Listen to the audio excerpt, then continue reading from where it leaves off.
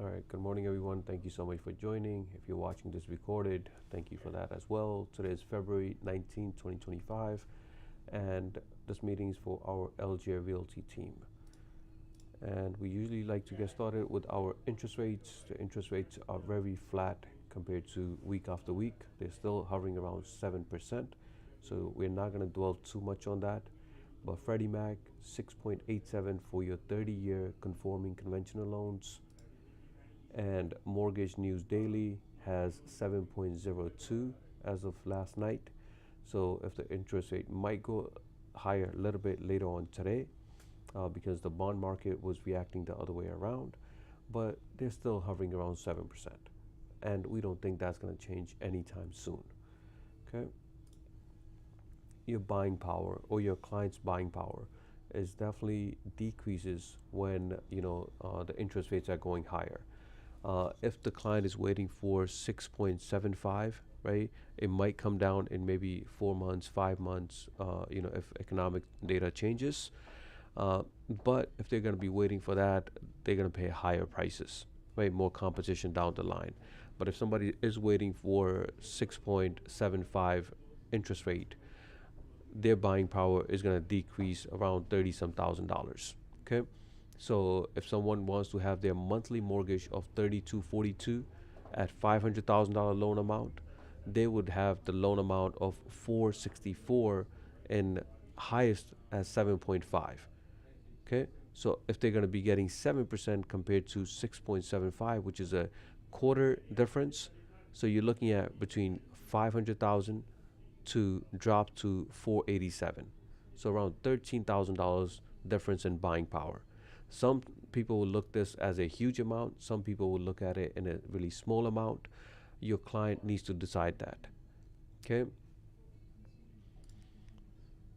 But look at the home prices. A lot of news outlets that we listen to throughout the week and everything, majority of them are saying that, the home prices are not going to come down anytime soon. Why is that? Because if they did not come down now or in the previous year, which was one of the worst years for real estate, right? Because the interest rates were so high, the home prices were so high, it's a hard call. It's a hard sell. Like, hey, you should go buy a house when the interest rates are high, the home prices are high, your monthly payment is going to be high, right? So it's not an easy decision. But anybody making that decision, look at the benefit that these guys or girls are getting. In year one, this is in South Ozone Park here. From year one to year two, your price, if you're buying at $712,000, just within a year, it will go up around 2.31%. Okay. Just wait until year three, year four, or year five. So the same house that you bought at $712,000 potentially can go up to $849,000 just within 5 years. Okay. So that part is something where people can benefit. And other areas are even better, like Elmont here, right? We know Elmont is one of the hottest market since COVID hit in the last 4 to 5 years now. And look at the home prices. If a lot of people are moving to that area, right, are the home prices going to increase a little bit or a lot? It's going to increase a lot. Look at the ratio here from 790. Just within 1 year, you're increasing around 4%. So that's going to be $822,000. And if you wait full 5 years, potentially it can value at $977,000. People are not getting that much return on other investments when you're looking at the home prices like this. If they want to build equity down the line, they do need to make that tough decision. When they do, it will benefit in the long run. So as a realtor, when you're having a conversation, you got to be sympathetic with them. Hey, I understand that, hey, it is a tough call, but end of the day, it will benefit when you start building equity over the years. Okay. When you show them stats like this, that, hey, this is not just for 5 years. How about looking at 10 years or even up to 63 years? So each year, your home value is going to go up. Okay. And home buyers are adjusting to the new normal of 7% rates, right? If the buyers are adjusting to it, they don't see any option for year after year now, right? Some of them are waiting for a long time. We just want to ask you guys as a realtor, even if you're watching this recorded later on, are you ready or are you adjusting to the new rate? You don't want to discourage anyone because it's going to be their decision. It's going to be the buyer's decision to go ahead and make that move or not. But if you're one of those agents saying that, hey, the interest rates are so high, nobody's buying, then you're not going to close any deal. Okay? And how about those clients or homeowners who say, hey, I don't need an agent, or if I do hire an agent, I don't want to sign any disclosures. I don't want you to put it on MLS. If they do that, it will cost them a lot, right? Because one is that if you're putting it off market, you're not showing it to the masses. You're not showing to everyone, right? The potential is not going to be there if it's going to be not on MLS. So if it's going to be not on MLS, then it's going to come out of expense for the seller. How much? Around $13,000 for New Yorkers. So this was a study done in all 50 or 46 states out of 50 states and everything. 44% of or 44 states mentioned that, hey, anytime a listing went off market or it was off MLS sale, that had a loss for the seller, just because there's not enough people seeing that. Same thing goes for office deals or any pocket listings. Those are not legal. Why? Because that is not a benefit to the seller. If we say, hey, if I'm representing you, Mr. Seller, I want you to have the highest price. You only have one buyer that's going to pay that price. I want to make sure that masses see it. Not just one or two person. I want hundreds of people to see it online, and hopefully 10 to 20 of them come in and actually put in an offer, rather than just showing it to 3 people that I have in my database. Okay? So when you talking to any seller out there, you want to say, hey, if you're interested in really selling, if you're serious about selling, sign these documents. Let me have a professional photographer come in. Let me take photos. And within 48 hours, I want to list it on MLS. I'm not just keeping it to myself. I want everybody to see this property, and I want it to go under contract in the next 30 to 45 days. Okay? That's the mindset that we have to have for the seller side. Okay? This was an interesting article. This was done by Dave, one of the guys. He's a coach for real estate. I attended one of his classes about I would say 3.5 years ago, before becoming a broker. Really smart guy, and he has a lot of deals under his belt. So I want to show you guys how can you guys kickstart your business on the listing side. Okay. So first, David says, like, motion impacts emotional, right? So we have to take action. If you really want to see the results, we have to take some sort of action. As realtors, we're only good as our last closing. So if you closed, your last closing was last week or last month, right? And now what? What is going to be the next closing, right? And if you haven't closed in last 3 months or last 6 months, we have a lot of work to do, right? We want to make sure that you are focused on the right thing, closing deals. How could I close deals, right? So when we're talking about prospecting, it's just not online stuff. It's meeting people face to face with the potential clients, going over the whole process. You don't have to go through every little details with them in the first meeting. It is just getting to know each other. Hey, which area are you looking in? What's your family situation looks like? What does your financial looks like? Are you pre-approved or not? Just having the basic conversation with them. That is what you need to start talking to clients about. And it's a numbers game until you start closing enough deals, right? You need to start talking to at least 2 people every day.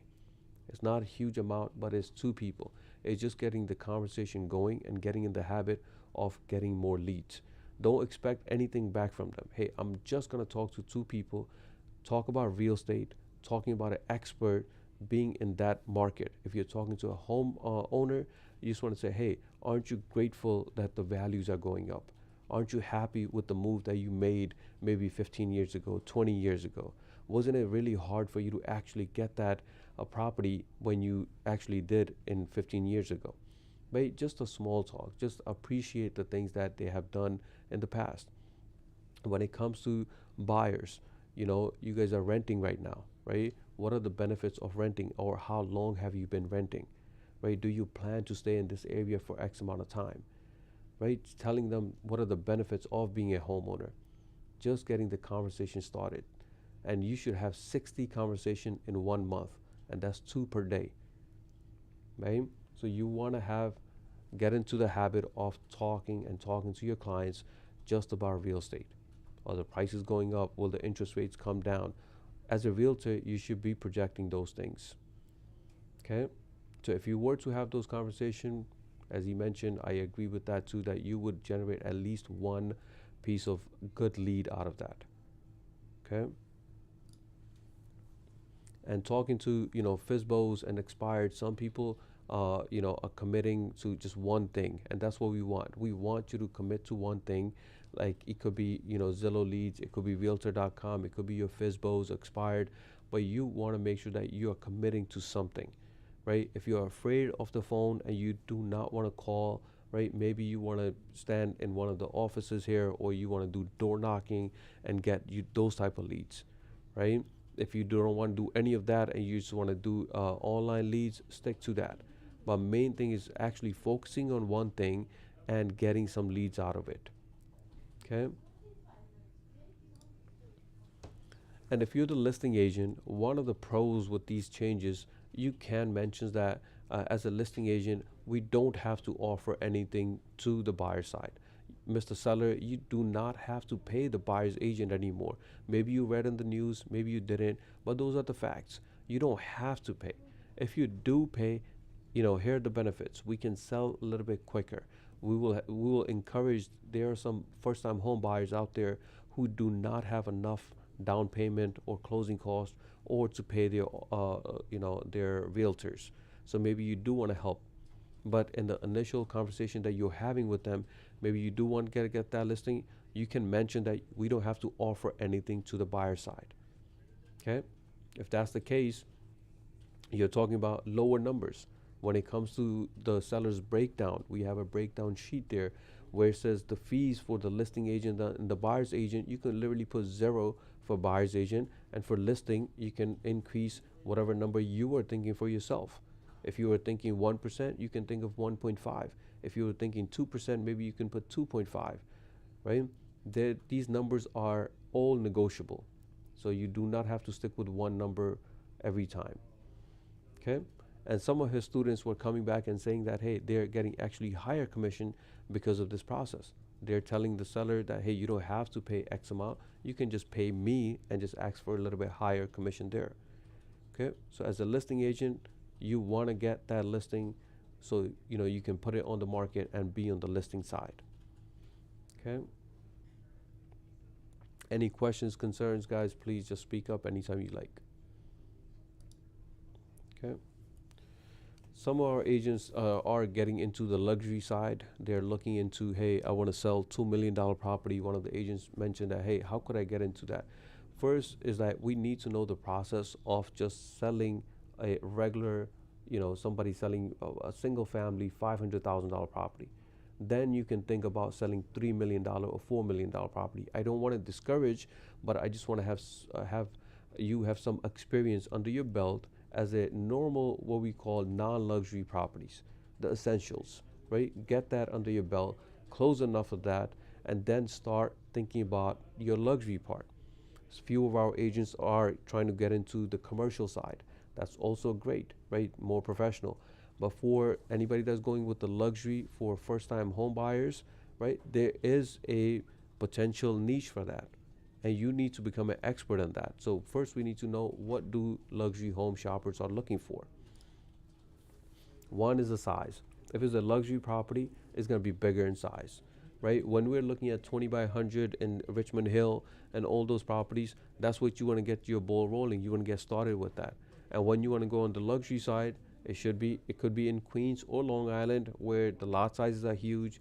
The property is the size is huge, right? When we're looking at 1,200 square feet, automatically in your mind should come, hey, this is a cozy house. This is a small house. If somebody mentions that, hey, we have a single family, but it's 4,000 square feet or 5,000 square feet built, that you can rest assured that is going to be considered luxury, because it's a single family and the size is a lot bigger.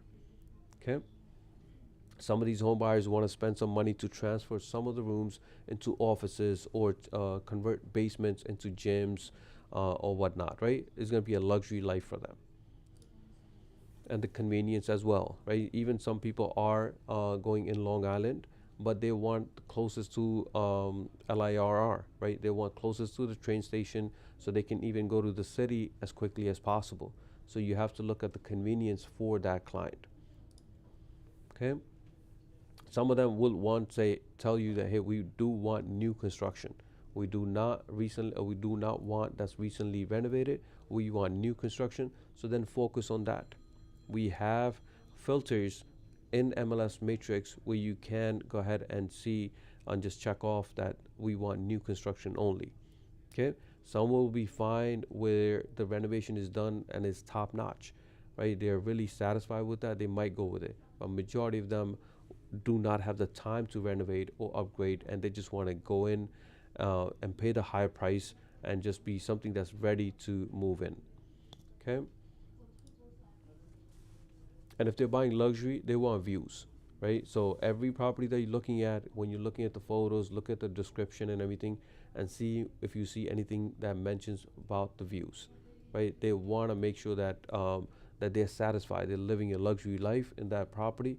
They want to have views. Okay. On the other hand, they want privacy as well, right? These guys are usually, if they're buying a luxury property, they don't want anybody snooping around. They don't want anybody just like in the neighborhood that's bothering them. So you want to make sure that the neighborhood is good. You want to make sure that they have that particular property is not attached to another property next door, right? So you want to have want to make sure that the privacy is checked off for them. Okay. So luxury, space, right, which is your size, the convenience, new construction, views, and privacy. So if you check off those things from a property or MLS, you can consider, hey, this is going to be a luxury property, and look at the price point is going to be on the higher end, right? The difference between selling a $500,000 property or a $5 million property is just the numbers. When it comes to you as a realtor, your license is still the same.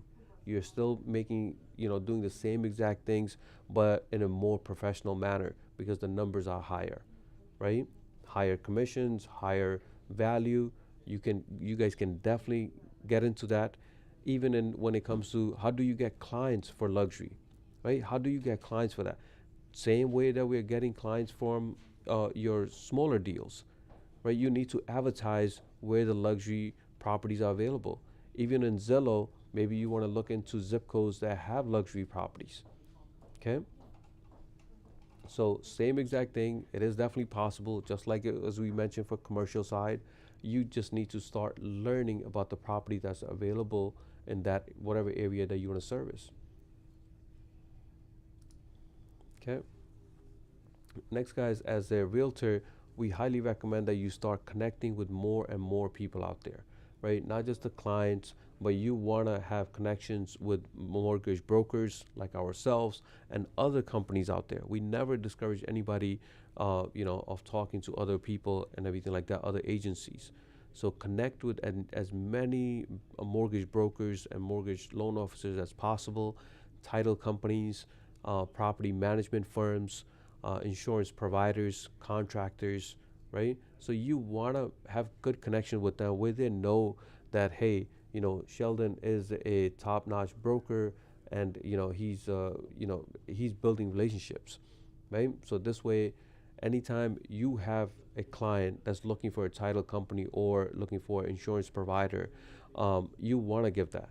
And you don't want to just rely on LJ. We appreciate your business, but we want you to have enough in your database where you can tell these guys, hey, I have a list of 3 or 4 different title companies, 3 or different attorneys, property management firms, insurance providers, so you guys can go ahead and take a look at it. That the main thing is connecting with these guys and creating your own database. Hey, I can rely on these people, right? Your license, even if you have not closed any deal yet, right? If you're brand new and everything, if you start connecting with these people, this is the one way of getting leads and building your business. Okay. And if it's a client, a partnership with a mortgage broker, make sure that you guys can close, deals faster. That client can receive fast and reliable financing options. There are loan officers out there that who do not know the guidelines, right? That is the hard truth.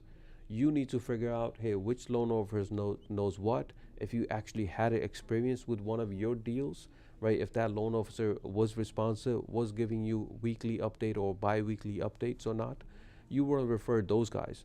The worst thing that we can do is refer somebody and not know how they actually are. Okay? So if somebody's looking for a handyman, you want to be able to give them that number. Hey, call up this person. I know he's going to take care of you. Okay? Same thing for plumber, for heating. Every year, homeowners go through different issues just to maintain their property. And if you can be their guide in that as a realtor, guess what? They're going to come back to you and sell that property when the time comes. Okay? All right, guys. So build relationships much as possible. And there are investors out there who have all cash. And look at the chart here showing from 2003 until 2024 that amount of cash buyers out there is going on the higher end. That means people have money in the bank. They have bank statements to show that. So as a realtor, that is the most positive thing you can think of. Hey, I have someone who doesn't need a bank or a loan. He is the bank or she is the a loan because they already have that money in their bank. So when I'm putting in an offer, all I need to see is their bank statements. It could be two bank statements, three different bank accounts, right? Three different bank statements altogether, as long as their name matches and the amounts add up to my offer amount. If I'm putting in $500,000 offer, and if he has three different accounts, maybe two of them have 200,000, 200,000, and another one with 100,000. If I add it, it adds up to 500,000. Good. Now, if he has another company name in there, or if he has another co-borrower's name in there, you need to disclose that to them that, hey, we need to put their name on the contract, or you need to make sure that the money is put in a way where whoever name is on the contract, it needs to be on that bank account. Okay? But you can close these deals within about 2 weeks. You don't have any loan options there. You don't have any appraisal issues there. This is all cash deal. The only thing that you guys are waiting for this is the title. As long as we receive a clean title, these cash deals close within 7 to 10 days. Some of them may take up to 15 days, but really, really fast. Okay? Okay. Guys, we did receive a violation notice from the state. I will be going over in the next meeting with you guys. I'm trying to get more information on it, where there was an advertisement done in Brooklyn and in a cease and desist area, meaning there are some areas throughout New York where we cannot advertise. Okay, there are areas there we simply cannot advertise. So we received a fine or violation, and once we get more details which agent did it, we will take some action on that. But we all want to learn from this, guys. If we're mentioning that, hey, anytime you're doing any sort of advertisement, just ask the office, right? What's the worst thing that can happen? If we say no, there'll be a reason behind it. Otherwise, we always encourage all our agents to advertise much as possible, right? But we have to follow the rules. We simply have to follow them. And when it comes to cold calling, this article was done just 2 days ago on NISAR's website, that cold calling is still not allowed in New York. Okay? So as a broker, I cannot say, hey, use RedX and go ahead and start calling people. No. In your database, the people that you already have in your database and you have spoken to them, that is not cold calling. You can call them. Okay? But anybody that's just going through the list and cold calling, it is banned. I do not want to get any violations from that. Okay? So please make sure that we all follow the rules. Okay? Next, guys, this was an article in Inman, and this mentioned that agent anxiety over commissions falls as negotiation continues. I hope that more and more of our agents are getting used to the new model, hey, I need to have a conversation with the buyers, uh, mentioning that, hey, my service is not free. We're mentioning that meeting after meeting because that's the most important thing. You don't want to do all the work and you don't get paid. So you want to mention that to the buyer, hey, I need to get paid and I need these disclosures signed. Okay? But how about when you're putting in an offer? When you're putting in an offer, this is a cash offer example here, and I'm going to show you a mortgage example as well. So in your offer sheet here, I hope everyone has access to Transaction Desk. If you created the template, a buyer's template, you will see offer sheet in there. And in letter A here, you have your purchase price. In letter B, it says seller's concession. If you're asking for any type of money back for your buyer, I put 0 there. Down payment, payable upon execution of the contract of sale. So how much money do we want to put as earnest deposit? $20,000. Since this is a cash deal, for mortgage, I'm putting 0. There's no mortgage. And since the offer is for 410 and we already put down 20,000 on the contract, what is remaining balance at closing? $390,000. Okay? So simple as that. If you add them up, it will add up to 410. And this is the key. Even if you have not spoken to the listing agent about the commission, you can simply put it in letter F that, hey, seller's payment to buyer's broker. If the seller agrees, obviously, this is the offer. We're sending you an offer for 410,000, but we want 2% back. So I would put in letter F that the seller agrees to pay buyer's broker in the amount equal to 2%. Okay? This amount is not fixed either. You guys can ask for any amount, 1%, 2%, 3%, but be reasonable. Okay? How's that different when it comes to offer that has a mortgage? So let's say we're putting down $1 million offer. Here's $1 million offer. We do not want any money back for seller's concession, so I'll put 0 there. For their down payment, I'm putting $20,000. So some listing agent will say, hey, you guys are buying $1 million property. We need 10% on the contract. That's $100,000 on the contract. That's too much. So as a buyer's agent, you started at 20,000. They said 100,000. We got to meet somewhere in the middle. So maybe you would say, maybe let's put in $40,000, right? After talking to your buyer and seeing what amount they feel comfortable with. But you have to make sure that anytime you're putting in an offer, when you're putting down payment amount, this has to be reasonable. Some of the new agents would put in $5,000, and we mentioned that it's too low. You are not going to get a deal done if you were to put earnest deposit at $5,000. Okay? So since they're putting $20,000 on the contract, and they were putting 10% down payment total. So 10% of $1 million is 100,000. So I'm putting 80,000 on at the closing table, 20,000 on the contract. So what is the mortgage amount is going to be? 90% of it. So 900,000 is going to be the mortgage amount. To this offer, I'm putting in, hey, seller needs to pay me 1.5%. Okay. So again, maybe you had a conversation with the listing agent, and he already agreed or mentioned that, hey, we are willing to pay 1.5 or 2% or whatever the case is. If you still did not have any conversation with the listing agent, you should still put an amount there and see what type of feedback you get. The worst thing that can happen is that they might reduce that amount, or they will say, no, we're not offering any. If you don't put in anything there, you're not asking for it. If you're not asking for it, nobody's going to give you free money. Okay? So you have to ask for it and help out your client.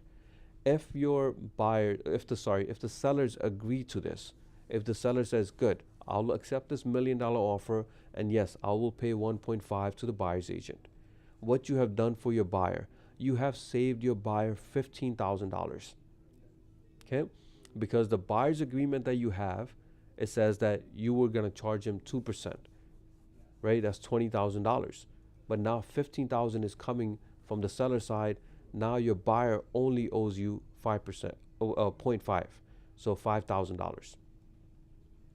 Can you waive that as a buyer's agent? Can you simply say that even though I have a agreement for 2%, the sellers are giving me 1.5? Can you waive the other 0.5%? That's all up to you. That is all up to the buyer's agent. If you have an agreement for 2%, you're getting paid 1.5 from the seller side. You can simply say, hey, I don't want to get paid from the buyer side. Who would want to do that? God knows, but it's still possible. Okay. Any questions on the offer sheet, guys? Please let me know. Okay. So once the offer is accepted, you want to send out this confirmation of seller's agreement to pay buyer's broker. So we send an offer. How do we know it got accepted? Is through this confirmation. So you want to fill that out with the subject property, the seller's name, the listing broker company, the buyer's name, and the buyer's broker's company. Okay. Once you fill that out, in section 3 here, it says sellers agree to pay buyer's broker 1.5%. And on the last page, the seller is going to sign.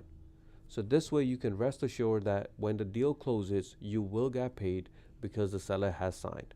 If you have any difficulty getting through this process, we want to make sure that we get that fixed before the contract is signed or just about that time. Because once the contract is signed and you're asking for the listing agent to go back and have the seller sign, it might be too late. Okay.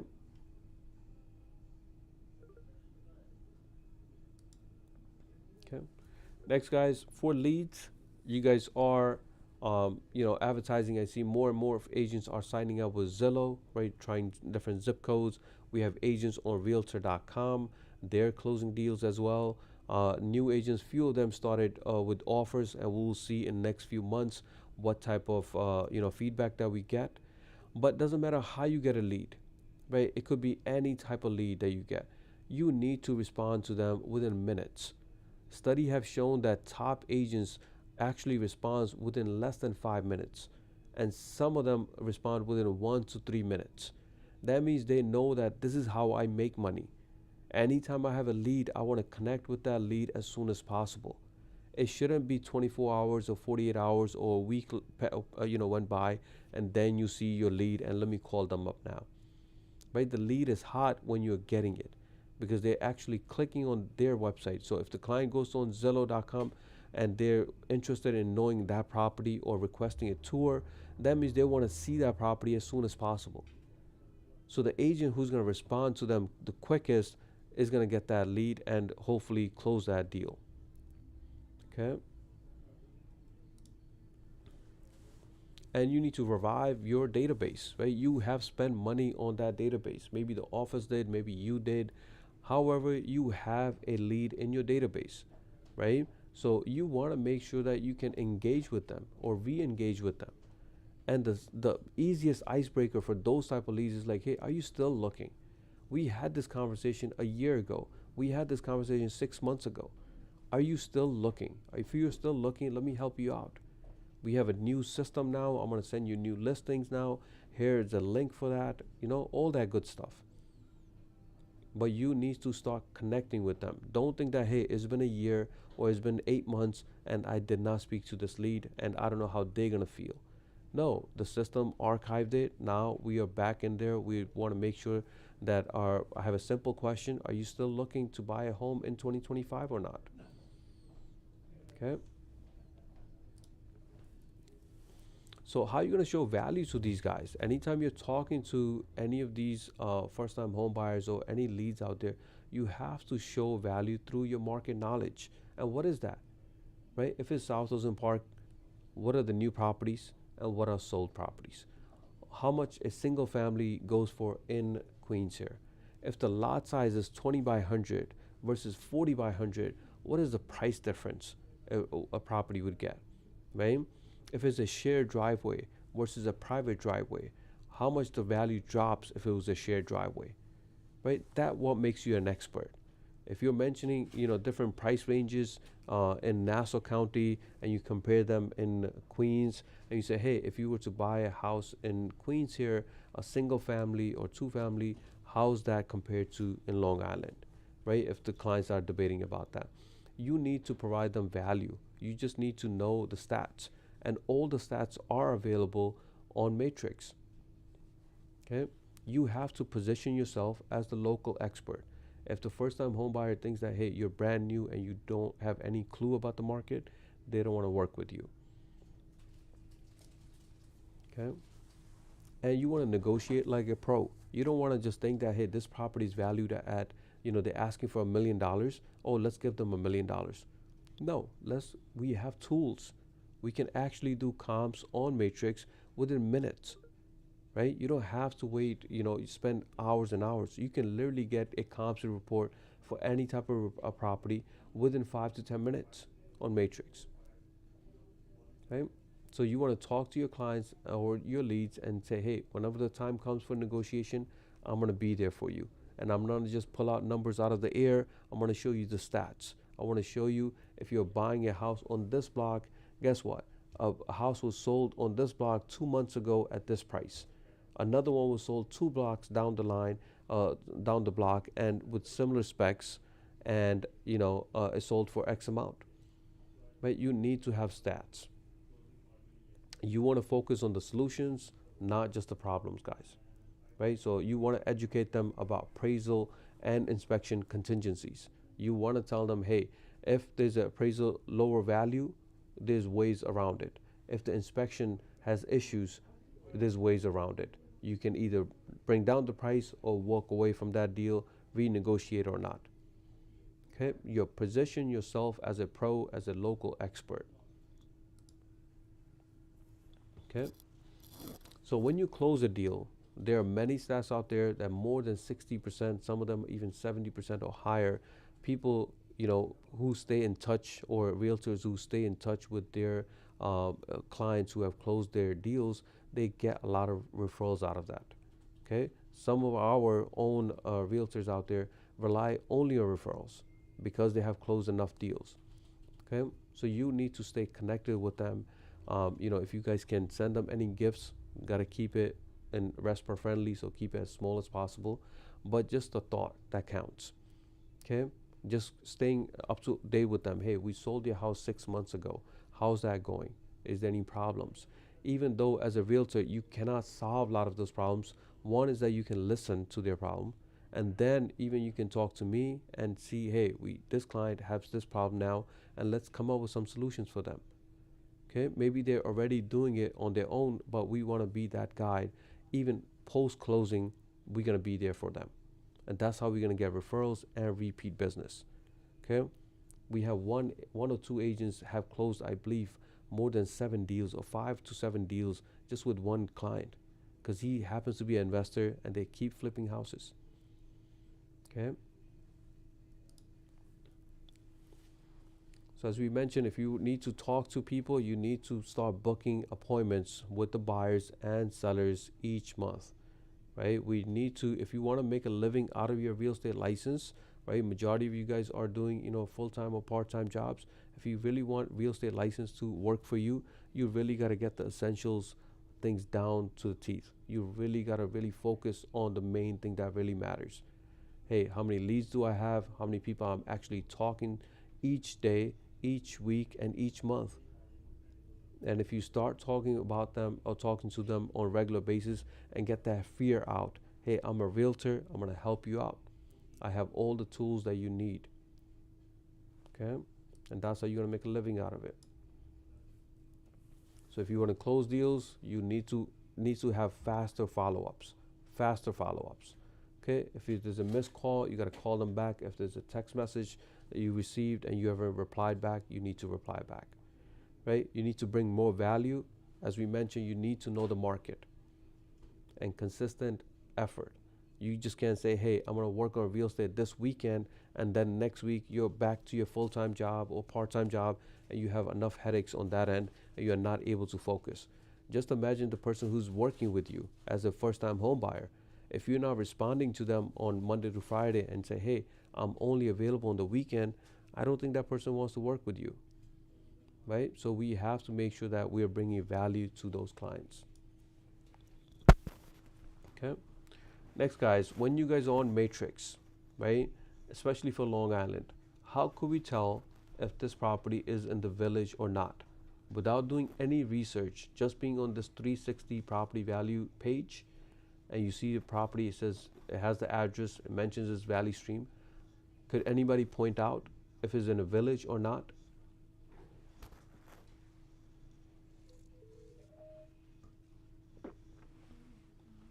No, right? So start paying attention to where it says city. It says city or township is Hempstead. Then it says post office or town is Valley Stream.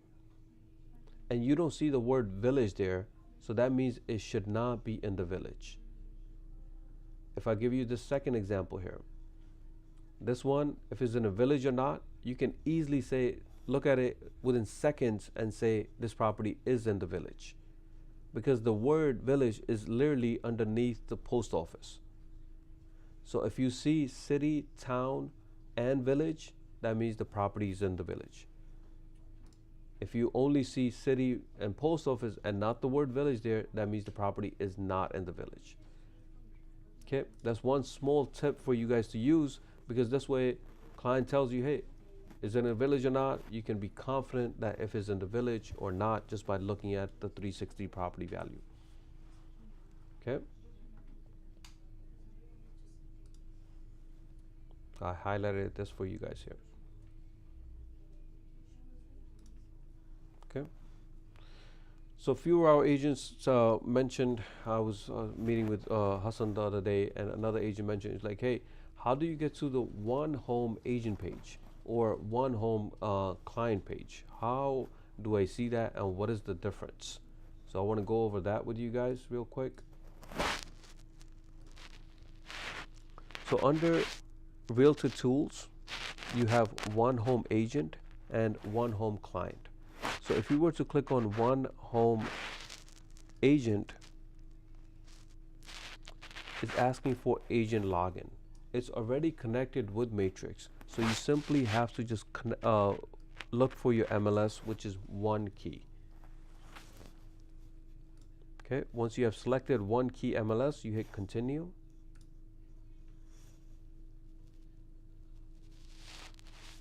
And then you will see all your clients here. Okay, so first question is like, hey, how do I know if my client is actually active or not? Just by looking at it, it says last active 20 minutes ago, last active 37 minutes ago, last active 4 days ago. And this guy, Bob Smith and Tess, they were never active. Okay, how do I preview the account? By clicking on preview account. On the top, it will tell you you're under agent preview mode right now. Okay, so all the links that you have saved for them, all the searches are showing up here. Okay, and this is what your client is seeing. So if I were to click on one of the listings, in here, the client will see your information, your photo, your information there. Okay, because you're the one who's sending it. All the information that the client needs for that property is in there. Okay, the UI is really great for this. They kept it very clean. It kept it where the agent or the buyer doesn't need to connect with the agent with this type of information. Hey, what is the price? How many bedrooms? How many bathrooms? The pictures, right? The description. When was it built? What is the heating and the cooling, right? It's giving them all the information that as a first-time home buyer or anybody, even an investor, would need to ask you. Okay. Schooling system, same exact thing. Okay. So they can even view public records. Sometimes the listing agent would put in some information, and then the public records might be different. If they click on view public data, a pop-up window comes up and they will tell them all the public records for that particular property. Okay, and how many times you wondered, hey, when was the last time this property was sold and how much, right? So you can see this one was sold in 2013 for 385, and now they're asking for 700,000. Okay, this was actually listed as 650. They increased it to 700,000. Okay, so this is what your client is seeing. I mean, that's what your agent is seeing, and when you're clicking on it, and you can view what your client is viewing. And for your clients, every time you're sending them links, you want to encourage them to create a password, right? If you say, hey, create an account, they might think that they have to do the whole 9 yards. You already added them in Matrix with their first name, last name, email, and phone number, and you already set up the alerts. So the client is getting those messages, but every time that client is viewing those properties, they can view it normally. But if they were to create an account, they can like or dislike any property. They can add notes on that same portal. So if you haven't tried it, highly recommend that you try it yourself. Add yourself as a client and experience the whole 9 yards, what your client will experience. So once they do log in, okay, first, obviously, they're going to see all the listings that you have put in for them. Right? Same exact thing. But you don't see that bar that you saw when you were viewing it as agent. Right? This is what the client is seeing. Now, your client can like, let's say, if they click on this heart here, you will be notified that they actually like this property. If they don't like it, they can put in thumbs down, not for you, and they will not show this type of properties again, or less of that. You're getting feedback from that client. This only happens if you're logged in with them, or if they log in with their password. Okay?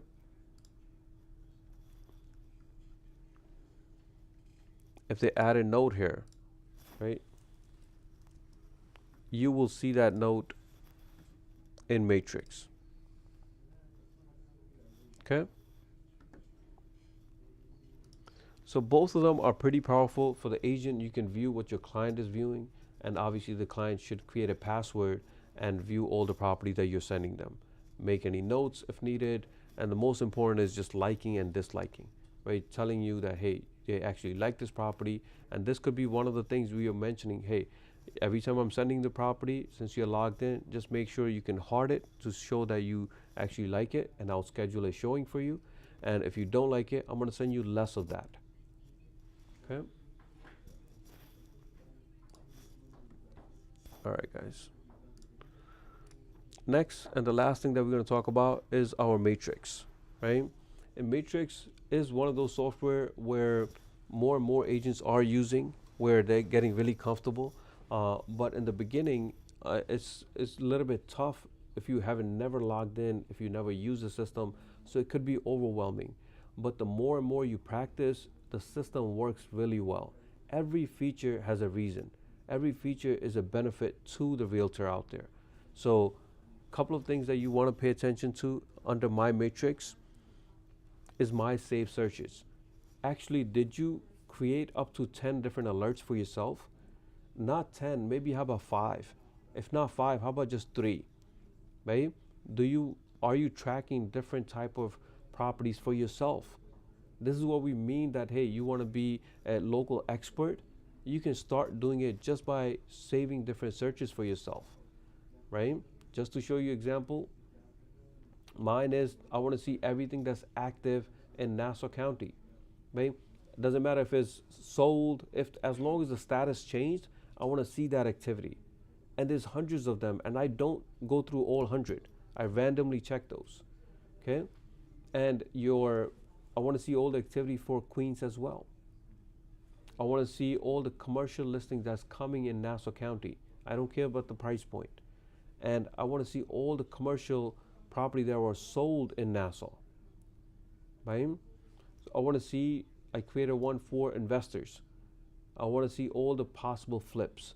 I want to see any property that's valued on the lower end. I want to be the first one to see those properties and send it to my investors. Okay? And then you see other ones.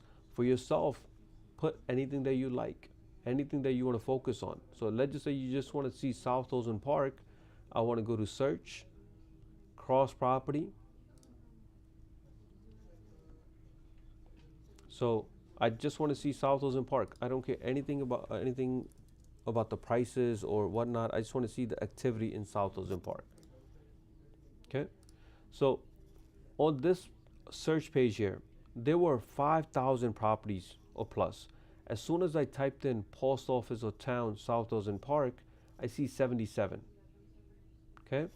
So 77 is not too bad to track. Right. So I want to hit results and I want to save this search for myself.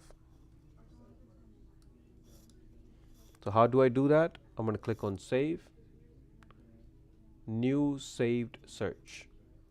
So I want to put in South Ocean Park and this is for myself. And I want to hit save. Where do I see it?